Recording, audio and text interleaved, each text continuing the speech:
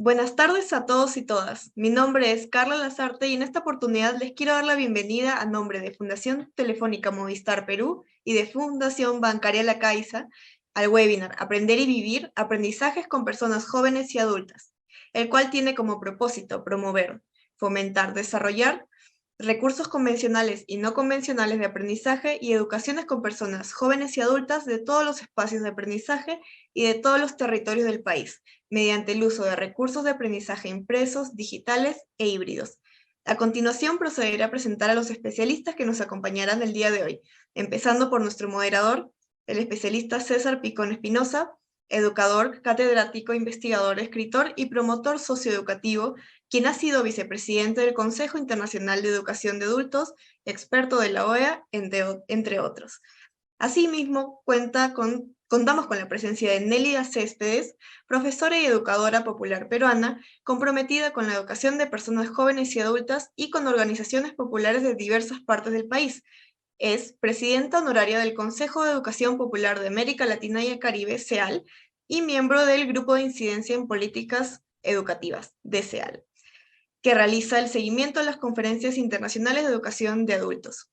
Es también asociada de tarea, miembro del colectivo por una EPJA transformadora y del comité editorial de la revista Piragua de CEAL, revista de educación y cultura de tarea. Ha escrito artículos para diversos medios y revistas universitarias, así como ha elaborado diversos materiales educativos nacionales e internacionales. También nos acompaña el día de hoy César Uribe Neira, máster en Democracia y Educación en Valores y licenciado en Psicología con especialidad educacional. Es docente de la maestría en Educación de la Universidad San Martín de Porres y de la Escuela de Innovación y Management. Asimismo, es docente del Diplomado en Gestión de la Formación de la Facultad de Educación de la Pontificia Universidad Católica del Perú, consultor educativo, capacitador y conferencista, habiendo tenido cargos como Director Nacional de Educación Primaria del Ministerio de Educación, asesor en el Viceministerio de Gestión Pedagógica, asesor técnico en el Consejo Nacional de Educación, entre otros.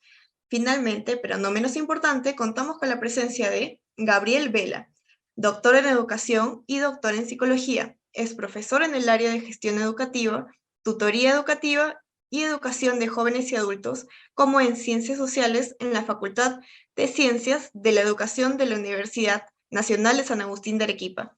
Comentarista en temas de interés educativo, gestor y promotor de educación ambiental, educación básica alternativa. Finalmente es consultor de instituciones ligadas a la educación y el desarrollo humano y docente investigador del Registro Nacional Científico, Tecnológico y de Innovación Tecnológica. Los queremos invitar, para finalizar, a interactuar en la comunidad de Educarred, un espacio en el cual queremos que sus voces cobren especial relevancia a una comunidad con la que apostamos a la construcción del conocimiento colectivo y a la articulación de redes entre docentes, en la que juntos podamos construir una mejor educación para el país. Muchas gracias a todos por su asistencia. Muchas gracias, Carla, colega y amiga del equipo de Educared de la Fundación Telefónica, por la iniciación de este webinar. Como se ha referido en la convocatoria, el tema focal es el aprendizaje como elemento consubstancial a la vida humana, independientemente de que querramos o no, porque los seres humanos tenemos una naturaleza social, cultural y de inconclusión permanente. Por esta razón es que necesitamos aprender en distintos espacios para ser más como personas, familias, colectivos humanos, organizaciones, comunidades locales, regiones y sociedad nacional en su conjunto. Necesitamos también aprender para vivir en la plenitud de las dimensiones de nuestros proyectos de vida. Aprendemos para hacer las cosas que queremos y necesitamos hacer. Aprendemos para convivir pacíficamente y cooperativa y solidariamente con otras personas, respetando nuestras identidades y nuestras diferencias, y también convivir pacíficamente eh, entre nosotros, los seres humanos, los otros seres vivientes y el ambiente. Aprendemos para incorporarnos en condiciones ventajosas al mundo del trabajo, al desempeño exitoso de nuestras funciones y responsabilidades públicas, privadas y comunitarias.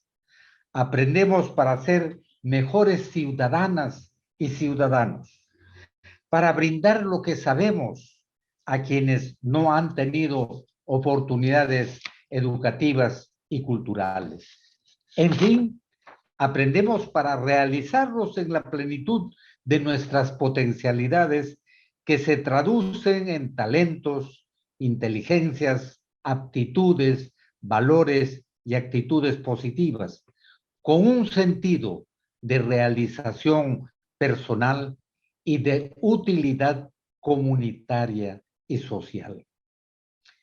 De otro lado, el tema focal de este webinar abre un espacio dialógico para ver qué estamos haciendo para que nuestros estudiantes participantes, jóvenes y adultos, aprendan en las instituciones educativas, pero también en los otros espacios no escolares de aprendizaje.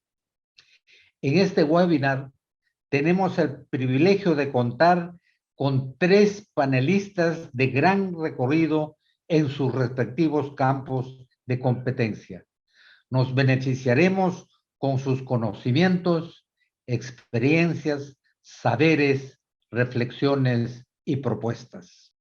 Cada uno de nuestros panelistas tendrá 2 turnos de participación con una duración de 15 minutos en sus 2 participaciones.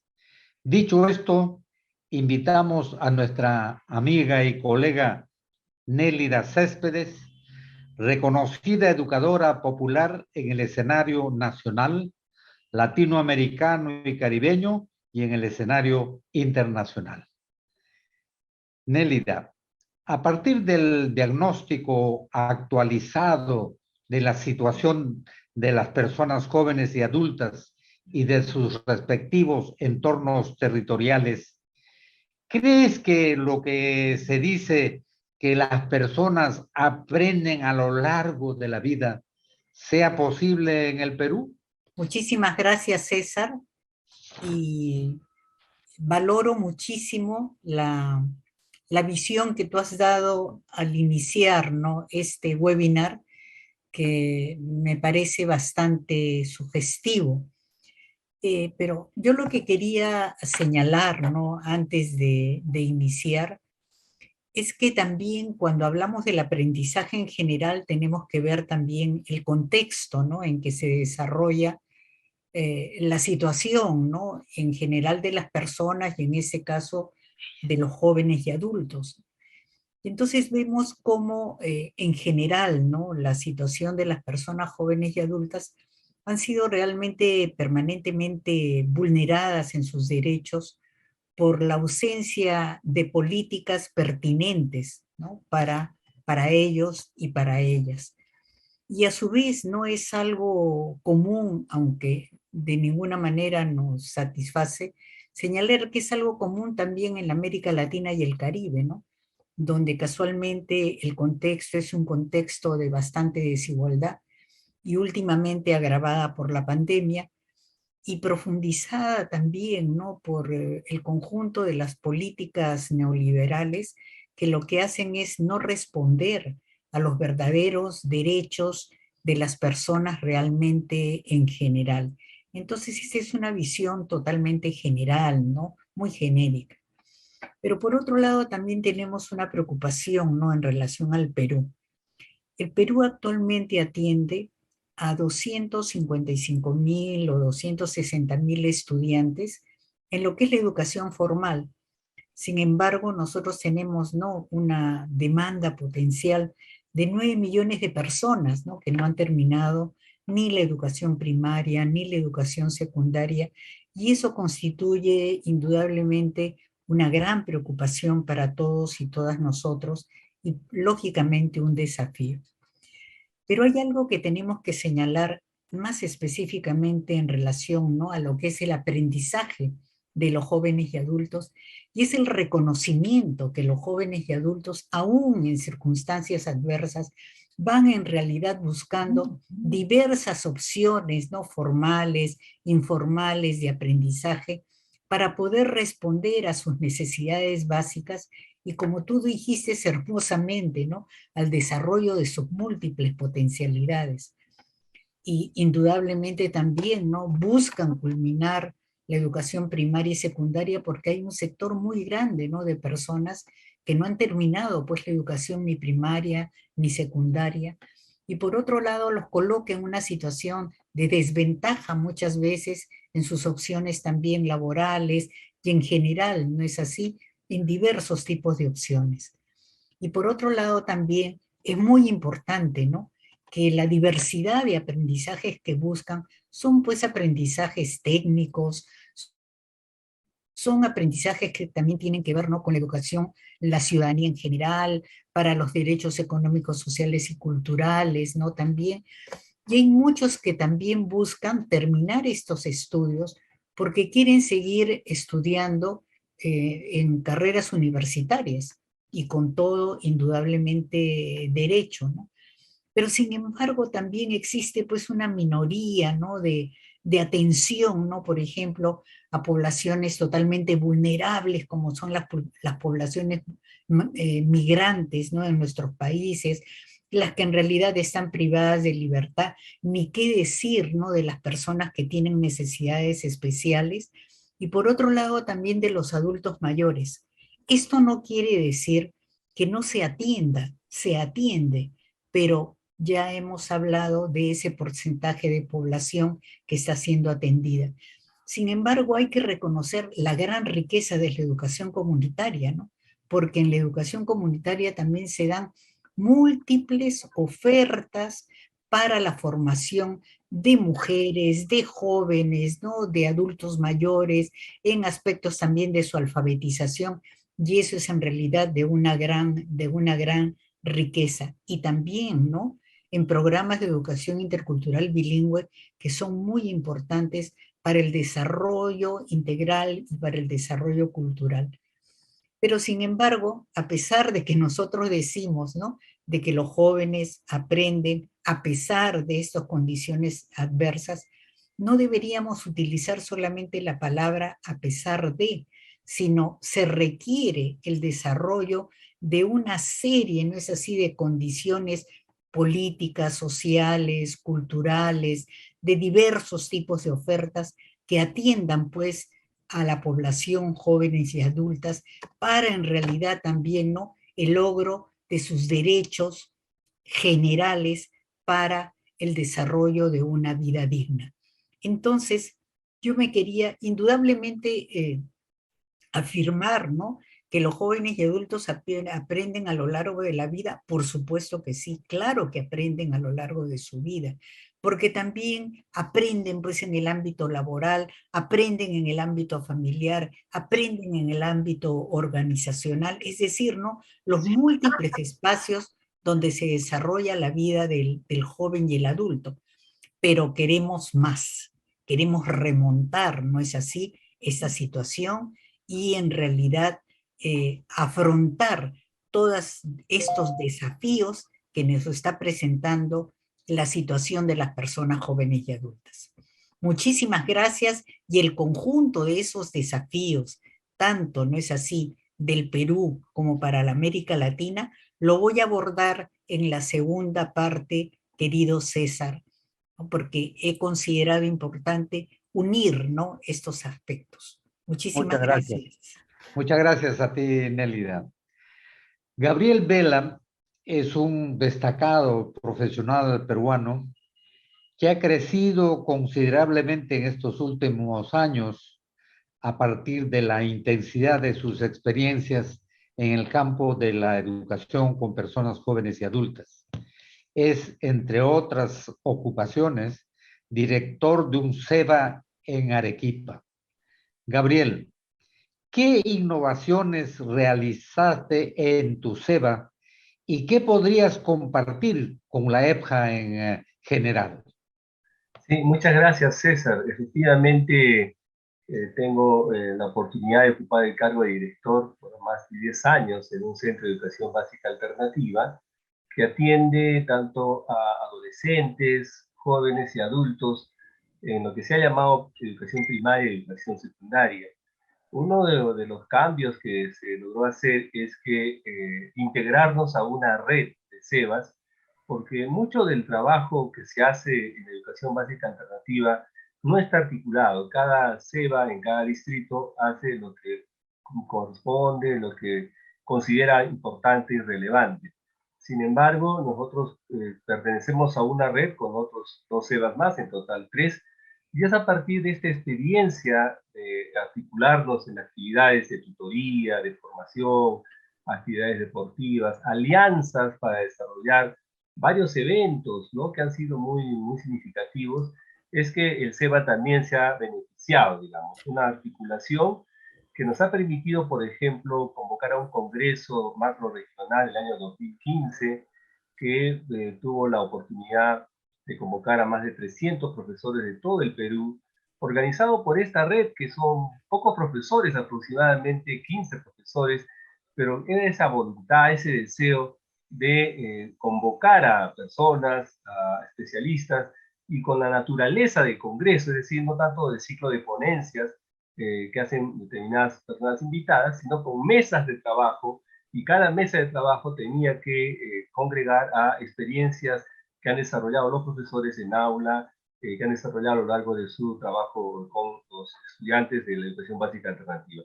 Este congreso marcó un antes y un después en la experiencia que tuvimos, porque a partir de ahí también se comenzó a convocar a otros eventos, a otros congresos, que son finalmente los que han cuajado como eventos nacionales, y creo que es muy saludable.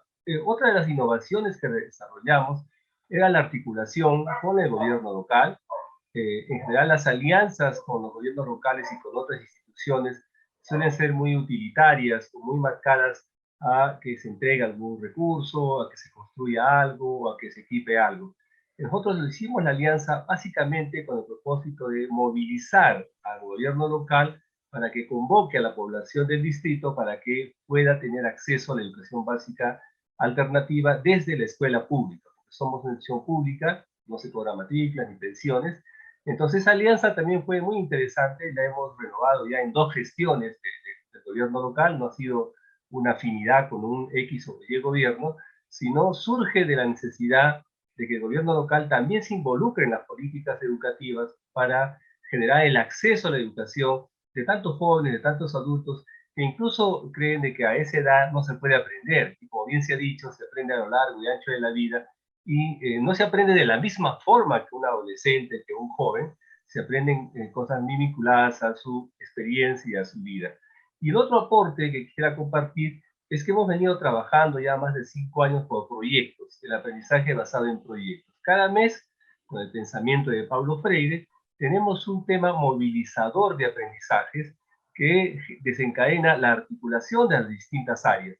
Es decir, ese nombre que se llama el trabajo colegiado, las comunidades de aprendizaje, lo hemos concretado en desarrollar experiencias con todos los profesores en base a un tema articulador. Por ejemplo, en el mes de noviembre que viene vamos a tener como tema movilizador las elecciones al Consejo Participativo Estudiantil, que es una especie de sindicato estudiantil, de gremio estudiantil.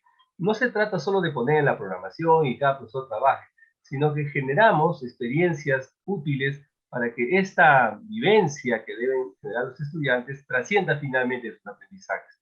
Y tenemos un día dedicado para la fiesta del aprendizaje, en la cual se comparte el proyecto, porque un aprendizaje basado en proyectos tiene una ruta, un conjunto de pasos que aterrizan con una socialización de los aprendizajes. Hace poco hemos tenido una actividad a raíz de Escribimos para la Juventud, que es una experiencia que genera estas actividades en cada una de las clases, se comparte con videos de manera presencial, y de esa forma hacemos que el aprendizaje en un SEBA no sea el típico aprendizaje rígido de un profesor que desarrolla un curso a los estudiantes, sino no se enseña matemática a los estudiantes, sino se enseña a los estudiantes matemática.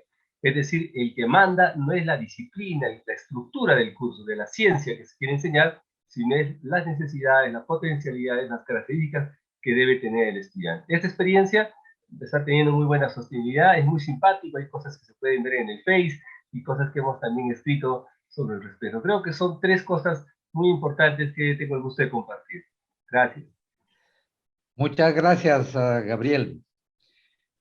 César Uribe es un caracterizado educador universitario que ha incidido en los aspectos focales de la EFJA y como es además comunicador, ha explorado con una visión amplia distintos campos de la referida multimodalidad, uno de los cuales es el uso de recursos no convencionales para fines educativos con personas jóvenes y adultas.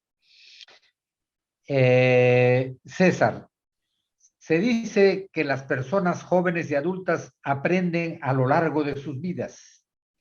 Llevar esto a la práctica, ¿crees que es posible en el Perú? Buenas tardes con todos, con todas. Muchas gracias, apreciado César. Es una pregunta que en principio puede tener una respuesta inmediata y rápida, y luego creo que hay que sosegar la respuesta para poder ir también mencionando o relacionando con una serie de condicionantes que efectivamente Nélida ya había hecho mención y que, digamos, voy a complementar algunas cosas para que estas no sean repetitivas. La primera pregunta que me haría es ¿qué cosa es aprender y qué aprender? ¿No? Entonces, y mi respuesta rápida es que sí, efectivamente, los jóvenes, sí, yo estoy segurísimo que van a aprender, pero regreso a lo primero que dije, ¿pero qué van a aprender? Y yo creo que el aprendizaje, desde mi experiencia con adultos y desde mi experiencia en la formación también con jóvenes universitarios, es que el aprendizaje, no solamente porque lo dice la teoría, sino porque la práctica lo comprueba permanentemente, las personas aprendemos de acuerdo a los intereses que tenemos. Y entonces no hay que pensar en esos intereses desde una propuesta de gabinete, obviamente quizá recogiendo una serie de informaciones, sino que creo que el aprendizaje se desarrolla al interior del aula y en el contexto en donde esa aula y digo aula por citar un espacio, porque podría no ser el aula, podría ser la fábrica, podría ser la comunidad, podría ser el campo, podría ser el asentamiento, podría ser un campamento minero, podría ser un centro penitenciario, o sea, digo aula porque para imaginarnos un espacio, pero este espacio es muy diferente y por lo tanto los aprendizajes necesariamente serán muy diferentes porque las necesidades de aprendizaje son totalmente diversas en función a los espacios en donde los estudiantes, los aprendices, se desenvuelven y además está directamente relacionado a sus propias expectativas y vivencias. Si estamos en una caleta de pescadores, los jóvenes que trabajan en las chalanas, que salen todas las madrugadas a pescar, que generan una serie de aprendizajes desde el tejido de las redes, el reconocimiento de las mareas, todos estos aprendizajes que nunca están escritos, pero que se transmiten generalmente oralmente de uno en otro. Yo digo, ¿estarán estos jóvenes dispuestos a aprender? Sí, por supuesto que sí. ¿Pero qué? ¿Qué tan natural, considerando que lo natural es lo más próximo a lo que es la persona humana, qué tan natural sería sacar a estos jóvenes de la caleta de pescadores y llevarlos a una institución para que aprendan? Entonces, tenemos, como las cifras, que las maneja mucho mejor Nélida que yo, la cantidad, los miles de estudiantes o potencialmente estudiantes que no están ni trabajando, o probablemente solamente están trabajando, pero no están estudiando. A todos ellos, ¿cómo realmente cumplimos su derecho a la educación cuando decimos de que la educación y que el aprendizaje y la enseñanza es a lo largo de su vida? Si la vida, lo que le proporciona la vida, no le ofrece las oportunidades para aprender.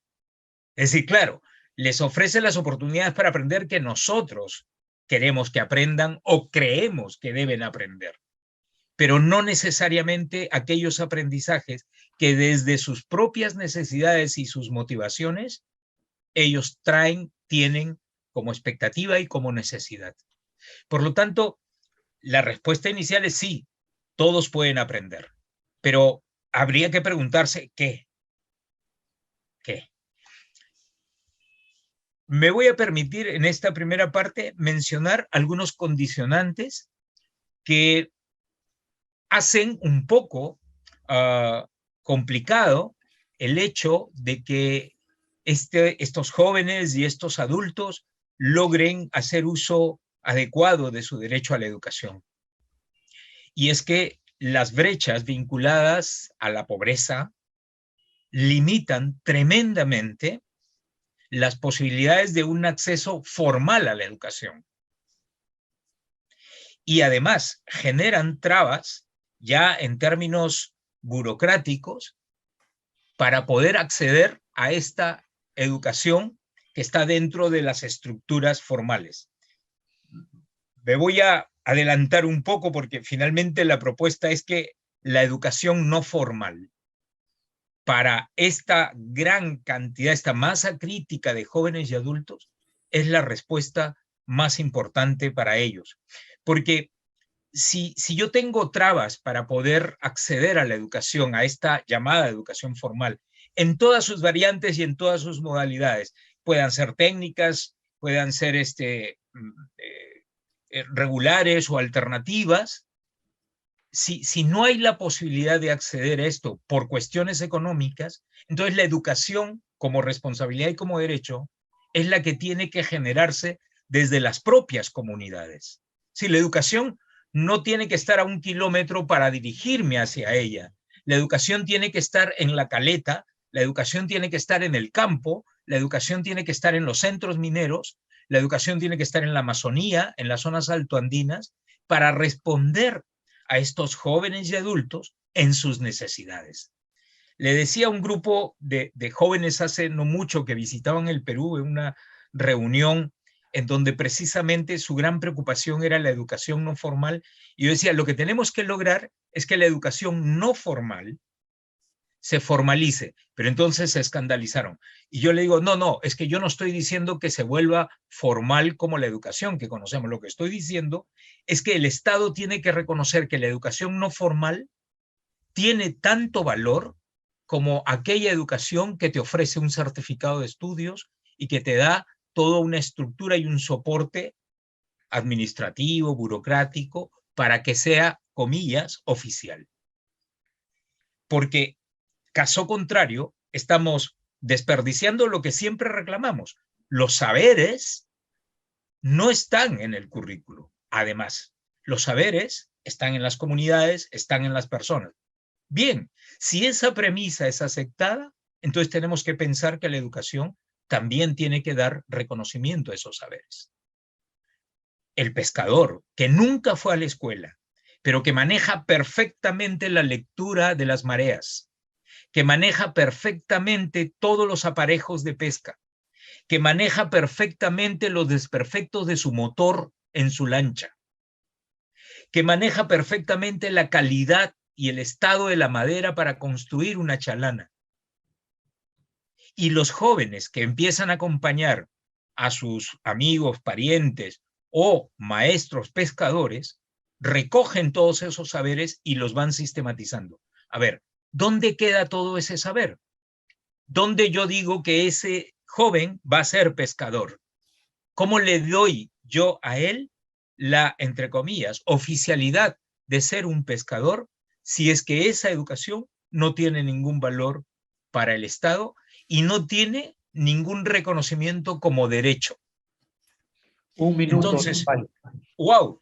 Entonces, bueno, me quedaré allí. En resumen, creo que sí, los jóvenes y adultos pueden y están en condiciones de aprender, pero hay que preguntarnos qué y en qué condiciones debemos aprender. Lo que supone el reconocimiento de saberes a lo largo de todo lo que podemos llamar la educación en el sentido más extenso del término. Gracias, César. Muchas gracias, César. Iniciamos ahora la segunda y ronda final de este webinar con la participación de nuestra amiga y colega Nelly Céspedes, a quien en esta oportunidad le pedimos atentamente se sirva ilustrarnos acerca de la siguiente cuestión. Sabemos que en la EPJA hay muchos desafíos. Tú eres de las que piensan no a la retórica, sí a la acción responsable. ¿En qué consistiría esto, Nélida? La palabra contigo.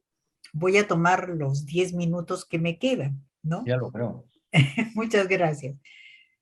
Miren, con todo la problemática que se ha suscitado realmente en el mundo, ¿no? A propósito de la pandemia, ha habido pues una gran revuelta, ¿no es así?, en relación a la educación, que ha venido también, ¿no?, a presentarse como parte de qué respuestas dar frente a esta crisis civilizatoria realmente en la cual nosotros estamos viviendo, ¿no es así? Entonces también, fuera de los colectivos donde cada uno de nosotros participa a nivel local, a nivel también, ¿no?, académico, a nivel de la educación popular, ¿no? Es decir, ¿no?, en toda esa amalgama, ¿no? También desde la UNESCO ha habido una gran preocupación y han pensado, ¿no? Sacaron en un libro muy interesante que es Reimaginar los futuros de la educación, ¿no? Y en este reimaginar los futuros de la educación, algo que es muy importante es que un tema central ha sido, bueno, cómo combatir todas estas desigualdades, porque ese es el problema fundamental. O sea, cómo enfrentar todas estas desigualdades y cómo hacerlo también para la construcción de la casa común, ¿no? Es decir, toda esta mirada ecológica, ¿no? Toda esta mirada frente a parte de lo que es el problema de la crisis civilizatoria que tiene que ver con nuestro ambiente, ¿no? Y por otro lado también dicen, bueno, pero sin participación tampoco no hay nada, porque si también optamos por lo que es la democratización, ¿no es así? Sin participación estudiantil, que es un actor fundamental, y sin una formación, ¿no?, profunda, ¿no?, a los educadores en general, tampoco es posible reimaginar, ¿no es así?, estos futuros de la educación. Y algo que también no, es fundamental y que es de lo que hablaba también César y también de lo que decía, ¿no?, Gabriel, de estas miradas articuladoras, de esta visión en realidad holística, ese es algo, pero un desafío muy grande, ¿no? O sea, hay que romper, ¿no es así?, esta mirada fragmentada, ¿no es así?, de la educación, y hoy más en realidad que nunca, cuando se necesita articular educación con salud, educación con agua, educación con alimentación, para casualmente enfrentar todas esas situaciones de pobreza, ¿no?, que nos hablaba también, ¿no?, César, ¿no es así? Y otra cosa también, ¿no?, en este mundo cada vez más interconectado que hemos visto que la desigualdad también no se ha expresado allí, ese reimaginar los futuros de la educación implica también pues una mayor conectividad que vaya pues de los diferentes espacios, por supuesto, pero también con el uso de esas tecnologías de la información. Pero lo que plantea, ¿no?, los futuros de la educación dice, pero en realidad no es cualquier tecnología, son tecnologías libres, ¿no?, y código abierto, porque lo que señala es que se trata de no en realidad depender de las empresas, ¿no?, comerciales, y en realidad convertir todo esto pues también en un sector, pero así de comercio, ¿no? Y de mercantilización de la educación. Entonces me parece que eso es muy importante junto a la importancia del financiamiento y a esta solidaridad mundial, ¿no? Para enfrentar la desigualdad. Entonces me parece que en términos generales, creo que es muy importante ver la importancia de este reimaginar los futuros de la educación, pero articulando también ahora más específicamente a lo que es, no es así, la educación de personas jóvenes y adultas. Uno de los desafíos fundamentales, la verdad, es el tema de las pedagogías críticas y de la educación popular, ¿no? Es decir, ¿no? Una educación que ayude a pensar, a analizar, a criticar, a organizarnos, ¿no? Es decir, una educación basada en el diálogo, como nos decía nuestro querido Paulo Freire, y por lo tanto, pues de eso se trata, ¿no? Es decir, no es tanto, pues, hablar más de competencias. Creo que el tema ese de los aprendizajes es algo fundamental. Entonces creo que hay que apostar por, ¿no? Por estas educaciones que vayan pues a la transformación personal y a la transformación social, que es aquello pues que va a motivarnos absolutamente a todos a construir imaginarios personales y colectivos en realidad distintos, que enfrenten la justicia y que aborden pues el tema de la democratización también de nuestros países, de nuestras comunidades. Algo también fundamental como desafío es este enfoque biocéntrico, ¿no es así? Es decir, cómo desarrollar una educación que defienda todas las formas de vida. ¿Y para qué en realidad? Para romper pues con el consumismo, para romper con el mercantilismo, ¿no? Y podamos en realidad basarnos, pues, ¿no? En estas visiones que tenemos también, ¿no? En América Latina, de educar en realidad, no es así, de una educación para la vida, de una educación ahora para el vivir sabroso también, pues no es así, como dicen nuestros hermanos de Colombia, ¿no? Y otra cosa que también es muy importante es toda una educación de descolonización del saber, es decir, romper con estas imágenes de un pensamiento occidental único, ¿no? Cuando en realidad nosotros también los latinoamericanos, ¿no? Somos en realidad creadores de mucha sabiduría, ¿no? Entonces también hay que basarnos en ese valor del conocimiento ancestral, ¿no? Junto, dialogando con otros saberes para poder enfrentar pues esa hegemonía, ¿no? Del pensamiento único. Ni qué decir pues del enfoque de género. Miren, la Organización Mundial de la Salud en plena pandemia señaló que una pandemia terrible es la pandemia de la violencia, porque se había profundizado la violencia en niños, niñas, jóvenes y adultos. Entonces, en realidad también es necesarísimo, ¿no? Aportar, pues, por una sociedad igualitaria, por relaciones igualitarias, donde desterremos en realidad las violencias, ¿no? Y una educación, indudablemente, el desafío es una educación inclusiva, ¿no? Para en realidad aportar, como decían todos mis amigos, ¿no? Que me han antecedido, estas diversidades, pues, de espacios, de necesidades, de en realidad de educaciones para diversos, porque en realidad el desafío es que nadie quede atrás, ¿no es así?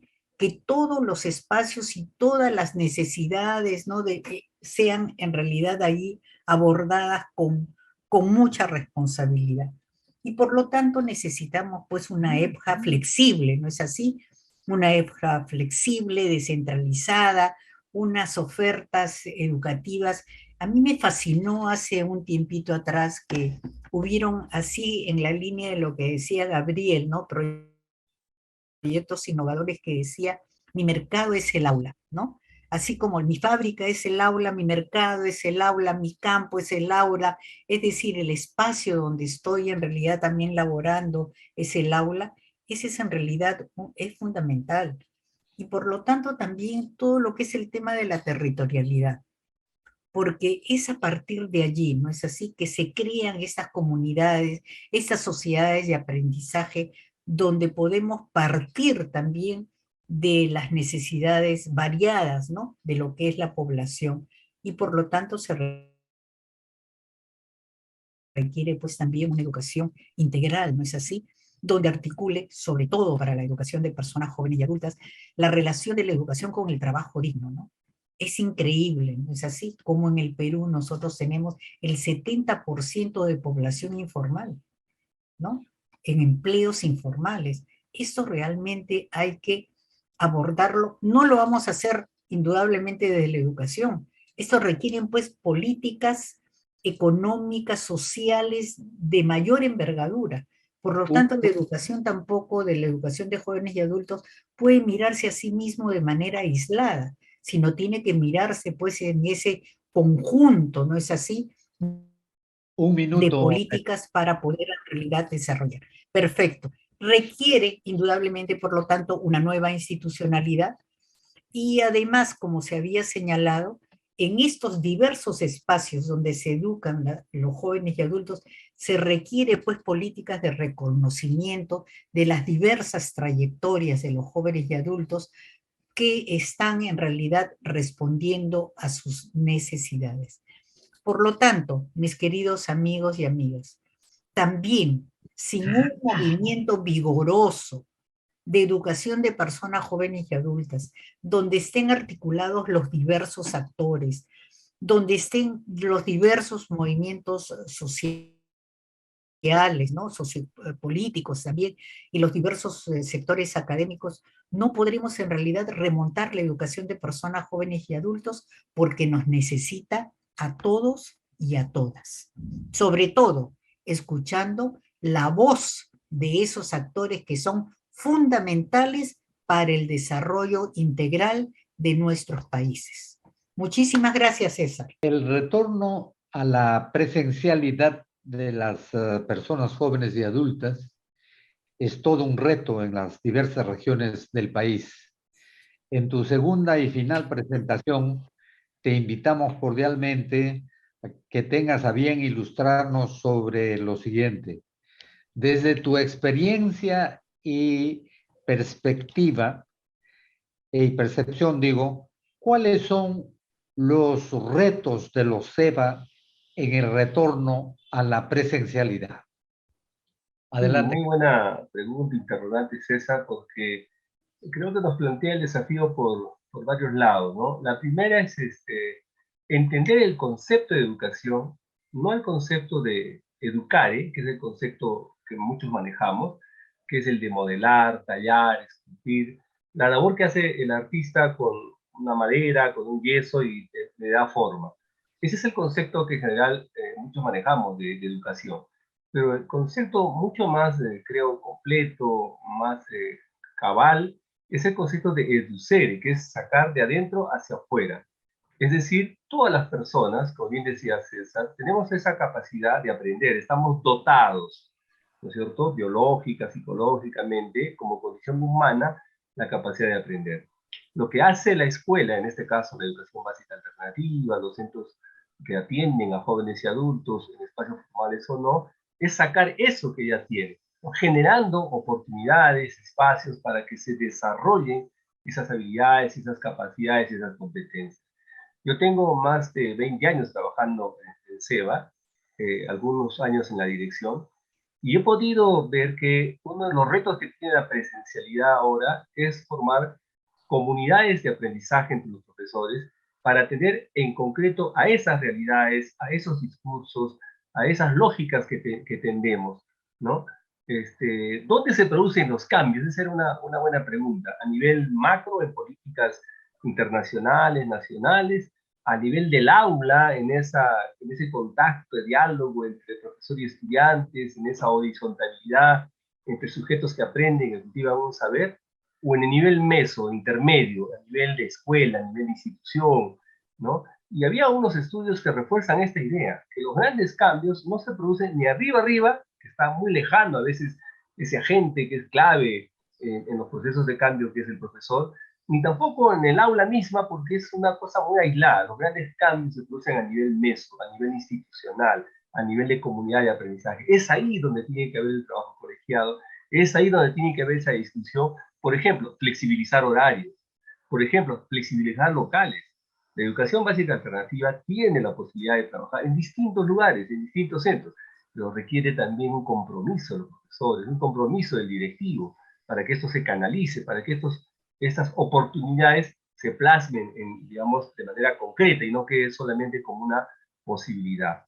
Entonces creo que hay que reformar, rediscutir qué entendemos por educación y qué entendemos por la labor de los profesores. Pero además, en este retorno a la presencialidad, tenemos que saber usar los recursos digitales. No podemos ignorar que la pandemia nos ha permitido desarrollar un acceso a bastantes recursos de uso del celular, del internet, de aplicativos, y que son realmente maravillosos. Yo he sido un poco renuente a veces a usar la tecnología por los años que tengo y por la información que tengo en la que no había los recursos, no había máquina de escribir, no había fotocopiadora, no había internet, no había celular, etc. Sin embargo, ahora los jóvenes, incluso los adultos, hemos ingresado al WhatsApp, al Telegram. Todo ese espacio tiene que ser canalizado desde la escuela, no desde un direccionismo que dé el ministerio o un ente superior que diga, hagan esto, que a veces es descontextualizado y no tiene en cuenta esas características diversas. Entonces necesitamos seguir manteniendo adecuadamente, en lo pertinente, en lo, digamos, lo regular, estos recursos digitales. Y termino diciendo que tenemos que también cambiar la lógica de lo que es el aprendizaje. El aprendizaje no es aprobar el currículo, el aprendizaje no es desarrollar una programación que el profesor o alguien lo haya diseñado.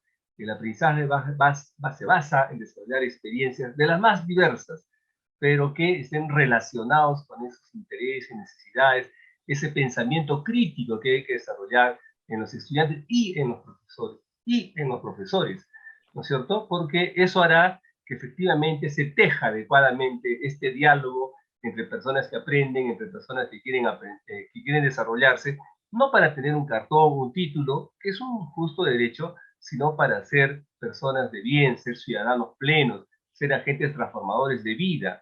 Yo termino diciendo, cuando hablo con los estudiantes, les digo, piensen en su proyecto de vida, pero no en el proyecto de vida personal, no en lo que usted quiere hacer de acá a 10 años, en qué va a ganar, en qué trabajar, qué emprendimiento va a tener, sino también piensen en un proyecto colectivo, en un proyecto social, en un proyecto humanizador, no un proyecto para ti, sino también para los demás.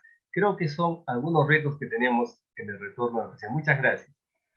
Gracias a ti, Gabriel. Invitamos ahora y finalmente a César Uribe en su ronda terminal de participación para que tenga la gentileza de comentar la siguiente cuestión. César, en tu percepción, ¿cuáles son los desafíos de la EFJA en los tiempos de la pandemia y de la pospandemia? Gracias, apreciado César. Bueno, acá me vinieron muchísimas ideas a la mente, pero también recurrí a un estudio que tú tienes conocimiento, que se hizo en el año 2020, ¿no? Con 9 países latinoamericanos, y tuve la oportunidad y la posibilidad de conversar, de entrevistar, de encuestar a cerca de 200 educadores, ¿no? De distintos países, y no solamente, digamos, de puestos dirigenciales, sino también profesores y docentes de base, ¿no? Empiezo con esto porque quiero amarrarlo con lo que dije anteriormente, ¿no? El papel de la educación no formal en la pandemia fue clave y fundamental para mantener a la educación activa y viva en todos los países. En unos con mayor presencia y en otros con menor, pero en todos, la educación no formal, la educación comunitaria, ¿no? Las acciones en comunidades fueron las que asistieron a niños, a adolescentes, a jóvenes, a madres, y no con un saber tradicional o con un saber curricular, para decirlo de alguna forma, sino más bien con esto que es la segunda parte que quería comentar: aprender y vivir. ¿Y qué es vivir? La pandemia nos ha ayudado y nos sigue ayudando a seguir preguntándonos cómo tenemos que vivir.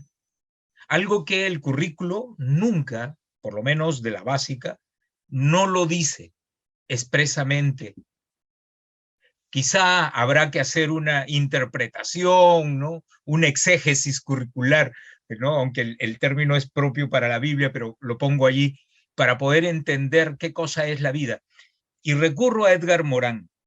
Edgar Morán escribe un texto en el año 2016 que es Enseñar a vivir, ¿no?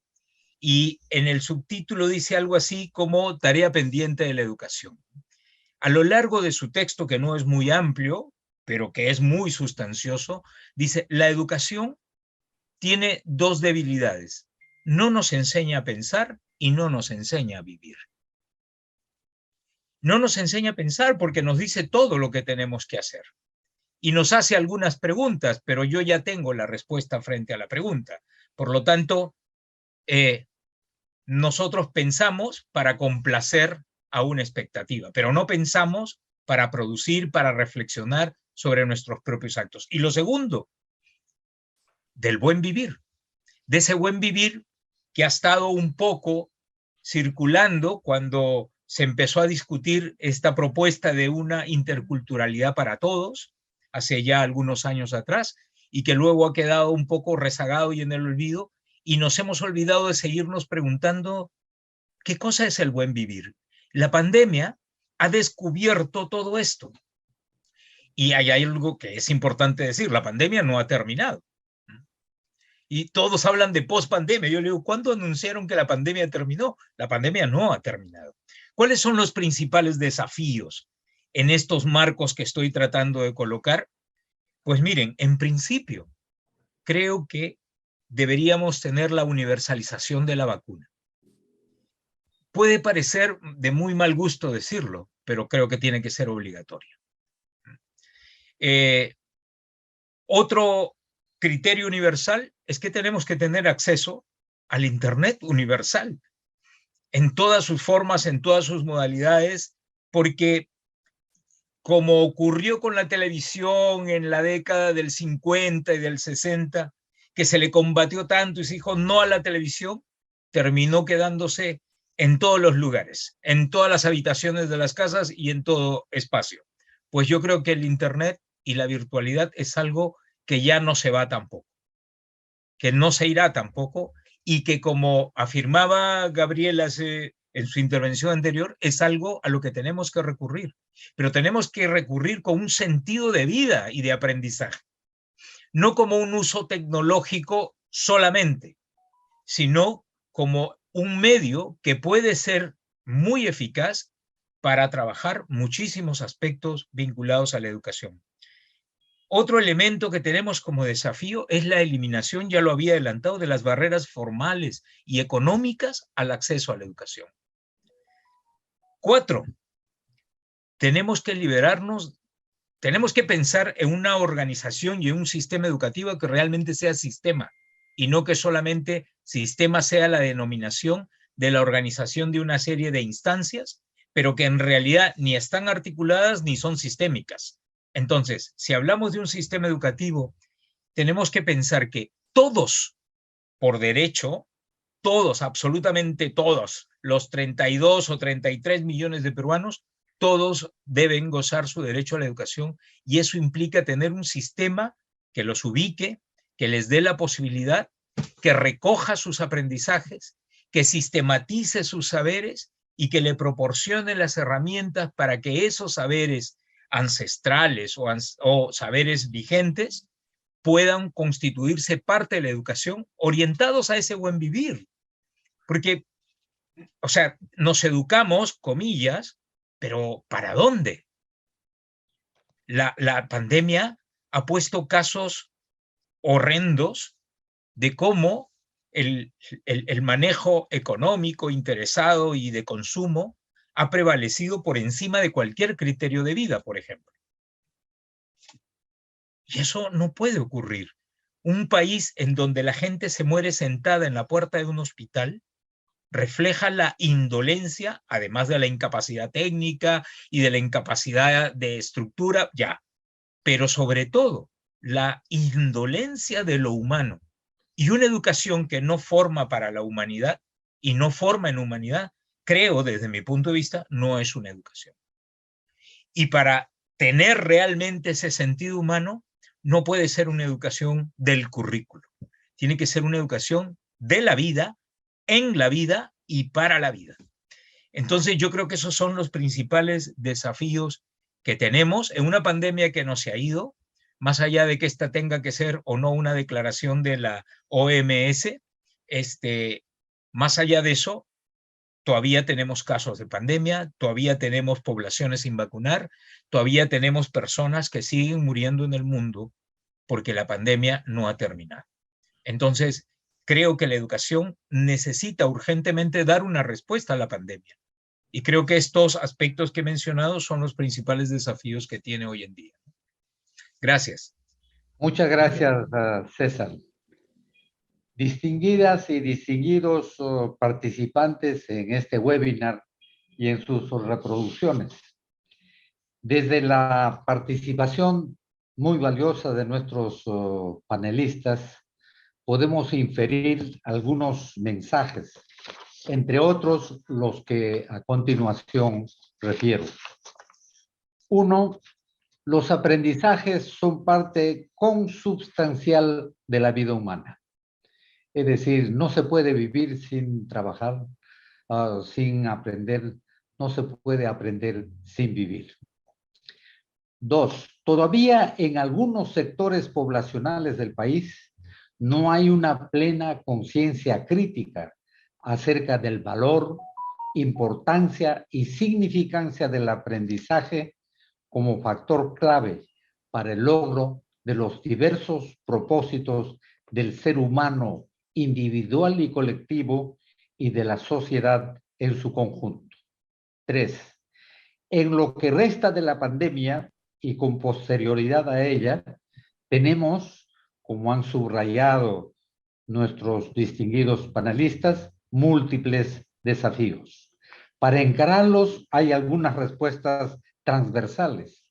Entre ellas es indispensable generar la cultura de aprendizaje y la cultura de calidad de la educación.